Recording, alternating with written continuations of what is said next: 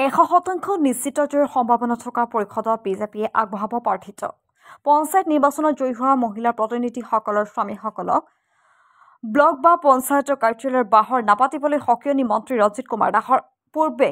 বিজেপিৰ 20টা পৰিষদীয় সমষ্টিৰ প্ৰাৰ্থী প্ৰক্ষেপ কৰি জয়ী হৈছিল 9টা সমষ্টি এইবাৰ বিজেপিয়ে লৈছে সকিয়া ৰণনীতি বাক্সা জিলাৰ মথনগুৰি সমষ্টিৰ পৰাই বিটিসি নিৰ্বাচনৰ কুচকাৱাজ আৰম্ভ ৰঞ্জিত দাসৰ আজি মথনগুৰি দলীয় কাৰ্যকৰ্তাৰ সৈতে ৰণকৌশল প্ৰস্তুতি কৰি এক বৈঠকত মিলিত হয় মন্ত্ৰী ৰঞ্জিত কুমাৰ দাস আজিৰ পৰা তেখেতে দুদিন ধৰি বাক্সা জিলাৰ বাহৰপাতি বাক্সাৰ 5টা সমষ্টি তেখেতে চলাব ক্ষেত্ৰ ভিত্তিত অধ্যয়ন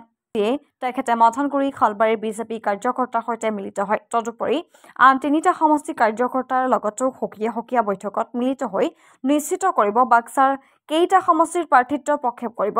তেওঁৰ মতে বিজেপিৰ যিকেইটা সমষ্টিত প্ৰাৰ্থী প্ৰক্ষেপ কৰিব তাত কোনো প্ৰতিদ্বন্দ্বী নাথাকিব পিনে পঞ্চায়তৰ মন্ত্ৰী ৰঞ্জিত কুমাৰ দাসে গণতন্ত্ৰ পূৰ্বৰ অশুভ পৰম্পৰা ত্যাগ কৰি পঞ্চায়ত নিৰ্বাচনত জয়ী হোৱা মহিলা প্ৰতিনিধিসকলৰ স্বামীসকলক যাতে পঞ্চায়ত কাৰ্যালয়ত নানে তাক সকিয়াই দিয়ে এই ক্ষেত্ৰত মন্ত্ৰীগৰাকীয়ে কৈছে মহিলা প্ৰতিনিধিসকলৰ স্বামীয়ে চাইকেল মটৰচাইকেল বা বাহনেৰে অকল কাৰ্যালয়ৰ পৰা অনা নিয়াহে কৰিব পাৰিব নিউজ ডেস্ক অসম ক্ৰান্তি সংবাদ আমাৰ যি বিটিসি নিৰ্বাচনত আজি কিছুদিন আগতে মাননীয় সভাপতি দিলীপ শইকীয়া ডাঙৰীয়াৰ সভাপতিত্বত আৰু মাননীয় মুখ্যমন্ত্ৰী ডক্টৰ হিমন্ত বিশ্ব শৰ্মা ডাঙৰীয়াৰ উপস্থিতিত আমাৰ এখন কোৰ কমিটিৰ সভা অনুষ্ঠিত হৈছিল আৰু সেই কোৰ কমিটিৰ সভাই আমি ভাৰতীয় জনতা পাৰ্টিৰ অকলশৰে নিৰ্বাচনত অংশগ্ৰহণ কৰাৰ কাৰণে সিদ্ধান্ত লোৱা হৈছে পূৰ্বেও আমি যেতিয়া মই সভাপতি দায়িত্বত আছিলোঁ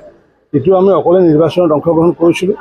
আৰু প্ৰায় তেতিয়া আমি 20তকৈ অধিক আমি সিটত প্ৰাৰ্থী দিছিলোঁ যদিও 9গৰাকীকৈ আমি জয়লাভ কৰিছিলোঁ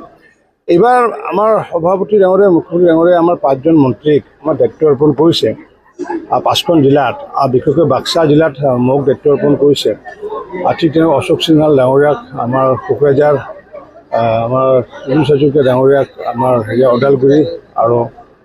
জয়ন্ত মল্ল বৰুৱাক আমাৰ দায়িত্ব অৰ্পণ তামোলপুৰ আৰু চিৰাঙত দায়িত্ব অৰ্পণ কৰিছে কৌশিক ডাঙৰীয়াক গতিকে আমি 5জন মন্ত্ৰীয়ে আমি প্ৰতিটো বিধানসভা আমি পৰ্যবেক্ষণ কৰি আছোঁ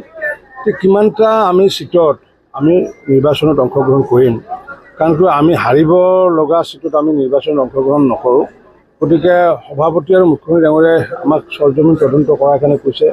দলৰ কাৰ্যকৰ্তাসকলৰ লগত বুথৰ কাৰ্যকৰ্তাসকলৰ লগত আলোচনা কৰাৰ কথা কৈছে আৰু সেইটোৰ বাবে মই আজি বাক্সাত মই দুদিন ধৰি থাকিম এই বাক্সাত মই এই 5টা সমষ্টিতে যে আমিনো কোনকেইটাত একেবাৰে ভাল ফলাফল হ'ব যেহেতু আমাৰ মিত্ৰতাৰ যেহেতু কোনো কথা নাই যে আমি 5টাতে খেলিম নে কেইটাত খেলিম তেনেকুৱা কথা এটা আমি আলোচনা কৰি আছোঁ গতিকে আমি সিদ্ধান্ত লোৱা নাই এতিয়া যিহেতু মথনগুৰিত প্ৰথম মই আলোচনা কৰিছোঁ এতিয়া হালবাৰীত যাম তাৰপিছত আবেলিৰ ভাগত মই পকলাবাৰী যাম কাইলৈ যাম মই দিহিৰা যাম আৰু মচলপুৰ 5টা সমষ্টি অধ্যয়ন কৰাৰ পিছত আমি এই বাক্সা জিলাৰ কেইটাত নিৰ্বাচনত অংশগ্ৰহণ কৰিম আমি সিদ্ধান্ত গ্ৰহণ কৰিম যোৱাকালি মই বিষয়টো কৈছোঁ যে পূৰ্বতে বহুত দেখিছিলোঁ যে